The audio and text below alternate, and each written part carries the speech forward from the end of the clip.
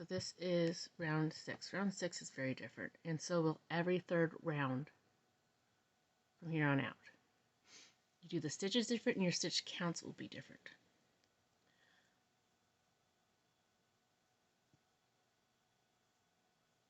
So for this one, you're going to chain 3 and then do a double crochet coming from the back side. So instead of going in from the front to work through your yarn, you come in from the back and you pull it around from to the front, like you do with a back post double, which is what we're going to do now. So our previous row had a single back post double on our slope. This round is going to have 2 back post double. Our previous round had a single double crochet on its slope.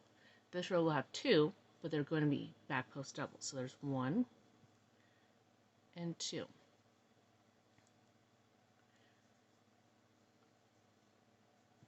And we still skip our 2,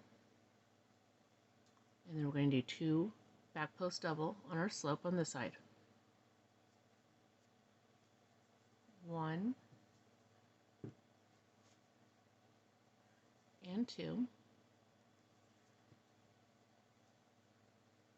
So everything comes from the back on this row, and our chain 2 spot is different. Instead of 2 sets of 2 double crochets, you're only going to do 2 sets of 1 double crochet. So it's 1 double crochet, chain 2, and then a second double crochet.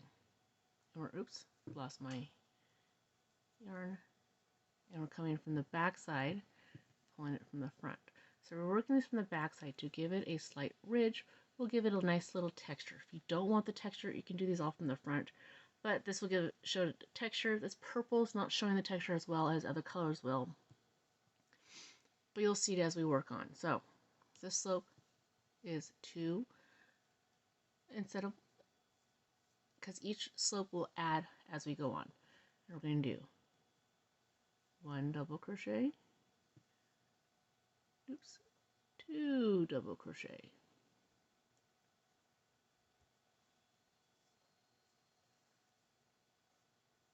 and then we'll skip 2, do 1 double crochet, well, back post double crochet, sorry, 2 back post double crochet, 1 double crochet coming from the back side into our chain 2 space from the previous row. Oops, I lost it. There we go. Chain 2, another, oops, I lost it again, another double crochet coming from the back side in our chain 2 space. Alright, I'm going to pause it here. I'm going to finish this row and then I'll come back. Okay, so I'm towards the end of round 2, or round 6, and this one's is a little bit different. So I have my 2 slopes for this side. I need to do my 2 slopes on this side, and they're back post double crochet. I still have to skip my 2.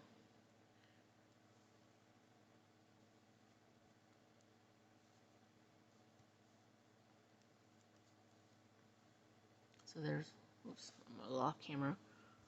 1 of my back post double crochet. There's my second one. Now, what you got to keep in mind is you chained 3 for this one because you don't have the double crochet next to your chain.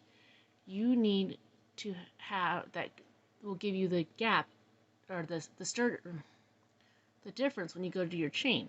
So you need to have this here to stay your chain and your 2 chains to be your pole to create your double crochet. So when you do your slip stitch, you need to make sure you don't go into the last one like you normally do. You go into the second one like you would do count wise for each row, because the third one is to represent your chain, or no, it was a chain 4. Sorry, I said it was a chain 3. I meant to say it was a chain 4. But I did chain 3. I did chain 4.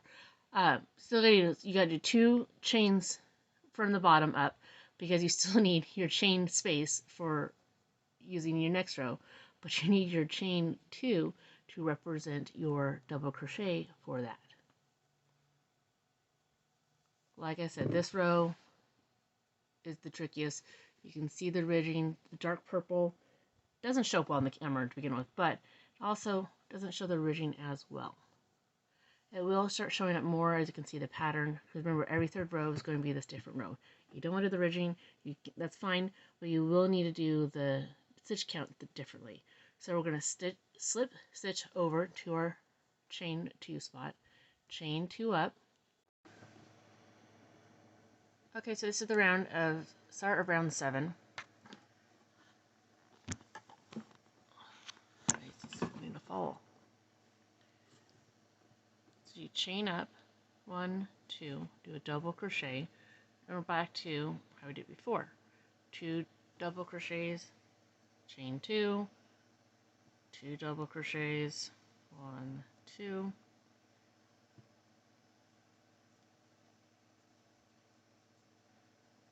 and then you do your double crochets down the side, but skip the 2 in the valley. And this count will be the same as before because we didn't add 2 in our last round. So I believe our last one was 2, let's see. Yep, so this one will be 2 as well.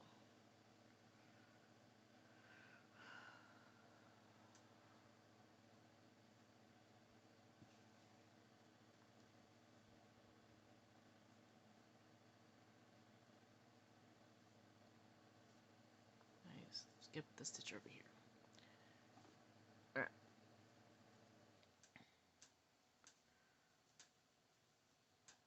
One, 2. Skip my 2 stitches. 1, 2. There we go. That's why I was off. I skipped a stitch in the beginning by accident. All right. Then we do 2 double crochets. 1, 2. Oops. Sorry. 1, 2. Then chain 2. 1, 2. Then 2 more double crochets. So your pattern is going to be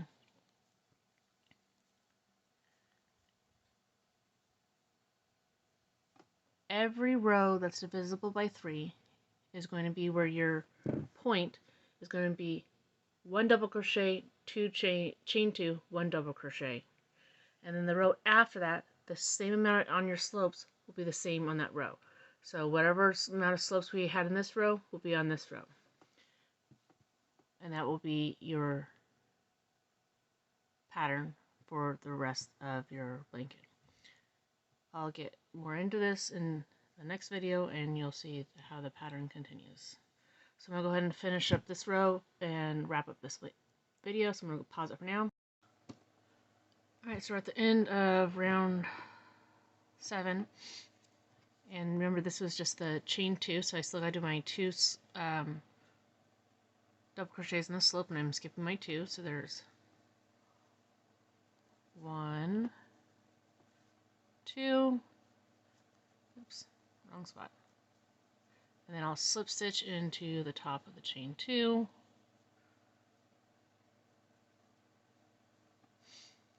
And that is the end of round 7. I'll start the next video off with round 8, and we'll get into how I did the color change on this as well.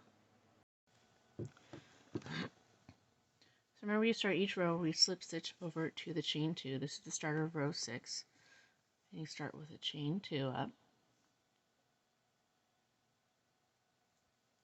And then you do 2 double crochets. Well, technically it's 1, but you count the chain 2 as your first double crochet. Chain 2. And then 2 more double crochets.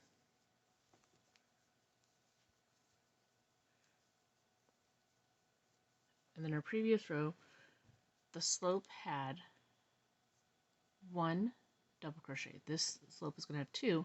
And for this row, we're actually going to do back post double crochet. So we're going to wrap and go around the back side.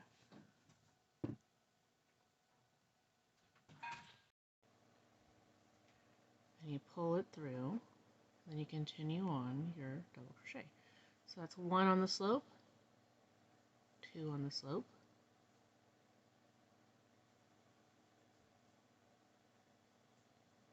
then you skip your 2,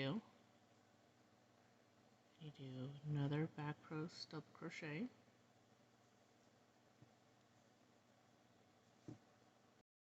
and if you so I finished row 8. I haven't got to the end of my purple yet, so not for a color change. Using my yarn and a K-hook. Row 8, we're going to measure point to point. Is approximately 11.5 inches. So that's roughly. But if you're going to do valley to valley, you're at about 10 inches. So it depends on how you want to measure this. Alright, we're going to start 9 in row 9. Row 9 is a row that's divisible by 3. So I'm going to slip stitch over to my chain 2 spot. I'm going to chain 4 because 2 is my up. 1, 2, 3, 4. 3 is where I chain into, and 1 is my chain over, because remember these chain 2 spots are only going to have 1 set of double crochet on each of the chain 2s. So, so it's the chain 2 for my double crochet and the chain 2 for my chain 2 spot. So then I double crochet. In my previous row, my slope was 3 double crochets. Actually, I did this wrong. So chain 1, 2, 3, 4. Remember this row, you come in from the back side for your double. There we go. Alright, now my slope was 3 in the last one, so it's going to be 4 in this one, and we're doing back post double crochet. So it's going to be 4 of them on the slope. 1, 2,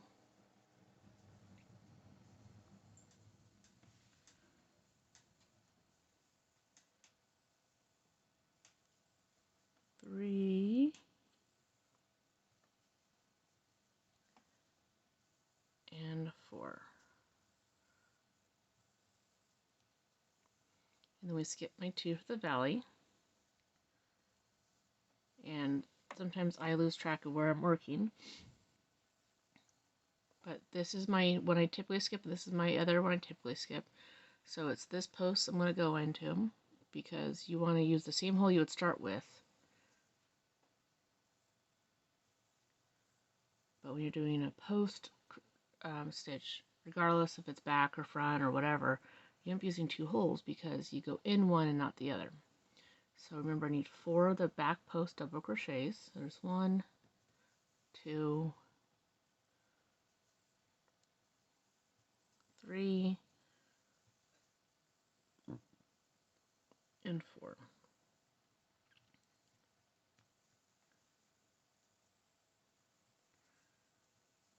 And then because this is my row that's divisible by 3, I'm only going to have 1 double crochet, chain 2, 1 double crochet. So it's coming from the back side. I will forget that part. Back post part is easy to remember. Back side of the double crochet goes into a chain is where I forget. And then I got to do 4 down the slope again. So it's 4 back post double crochets. 1. Oops. Got caught. There we go. Oops, and I dropped my loop. There we go. 2. No, that was 1. Sorry, I lost count.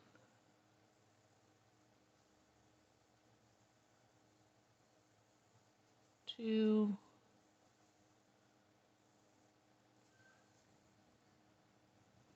3. And my 4th one.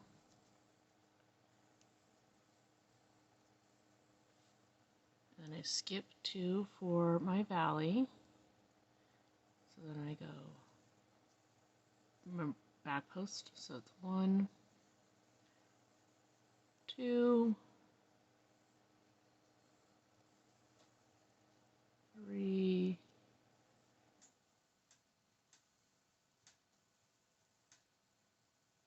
and 4. I'm getting to the point where I can do a color change.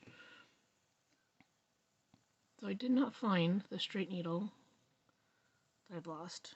I've lost 3 in the last week and a half. I did find one that apparently I lost in my driveway a long time ago. Stuck in my shoe. It was very rusty.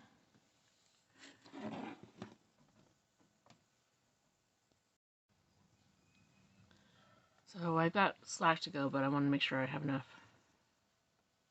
room. So I'm going to crisscross them. Let me move this so you can see the purple better. And you're going to end up doing it like this.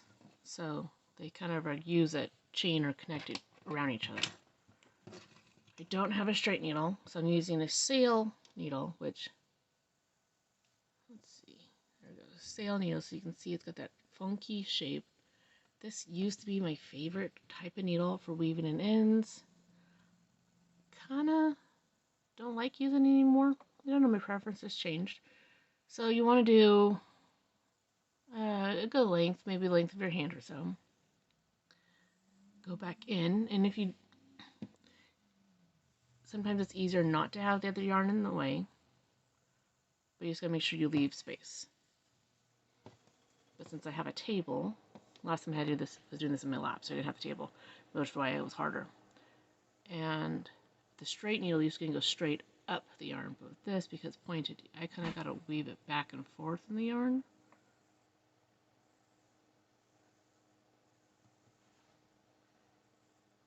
And the reason I like doing a longer length is so I will actually crochet over it.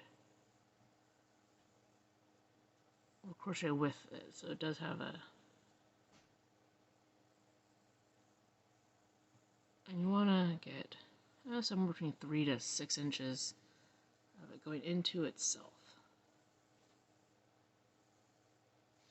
This yarn is not as easy because it's slippery as a regular yarn. But this is part of my no waste projects I'm doing right now, where I'm just taking random yarn I have around and seeing what I can do with them. So I don't even know what kind of yarn this is. Just got a shininess to it. It's very slinky. Feels nice. It's not a typical like Red Heart or Karen or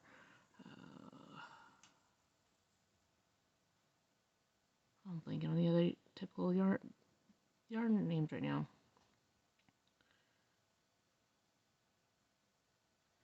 Alright, let's see how far I got it. So, you gotta be careful you don't lose the tail. So I take the yarn that's on my needle and I slowly push it over. Once you get it going and you have a grip, it's past where your tail is, it will help.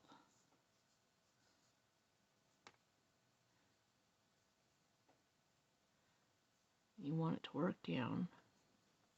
My finger gets in the way. And because of the weird shape of the yarn, it did split it funky. With a shredder shredder needle, it won't look as funky. And then you can do the same thing with the other side. You can go ahead and cut the tails now, or work the yarn and then cut the tails. Kind of just a preference. I've done it both. In fact, when I did the purple and the green, apparently I only cut one of the tails. That's why I had to pause and cut the other tail in the first video.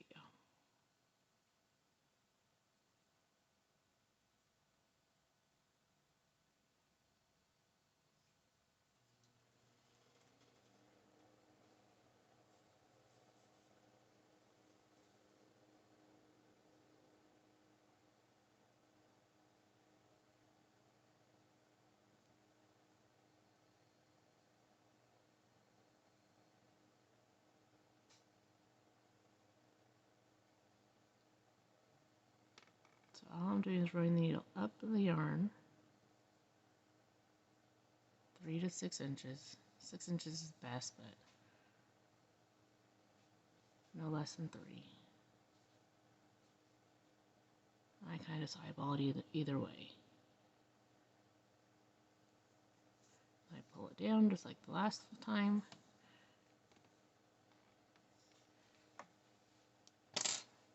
And then you can pull it all the way down so it tightens, but then you're going to want to work it back up,